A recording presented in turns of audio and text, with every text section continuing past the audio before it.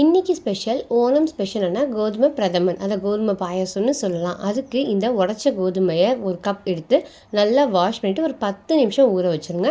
அதுக்கப்புறம் 3 கப் அளவு தண்ணி, கொஞ்சமாக உப்பு வச்சு நம்ம குக்கருக்கு ட்ரான்ஸ்ஃபர் பண்ணிட்டு ஒரு 2 விசில் வச்சு எடுத்துக்கிறோம். ஸோ இந்த மாதிரி கன்சிஸ்டன்சியில் இருக்கும். இன்னும் ஆறுச்சுன்னா உங்களுக்கு இன்னும் உதிரியாகவே இன்னும் கொஞ்சம் வரும். ஸோ இதுக்கப்புறம் ஒரு பேனில் கீ ஆட் பண்ணிட்டு நம்ம இந்த வேக வச்ச இந்த உடச்ச கோதுமையும் சேர்த்துட்டு ஒரு 2 நிமிஷத்துக்கு வதக்கி விட்டிங்கன்னா போதும்.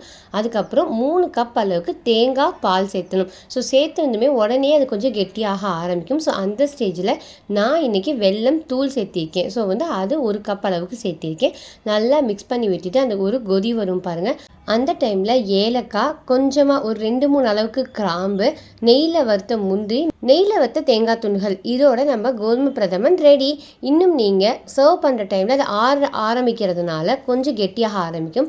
ஸோ அந்த டைமில் நீங்கள் திரும்ப கொஞ்சமாக வாட்டர் ஆட் பண்ணி ஒரு அளவுக்கு சூடு பண்ணி கொடுத்தீங்க அப்படின்னா பாயசம் கன்சிஸ்டன்சிக்கு ரொம்பவே சூப்பராக இருக்கும்.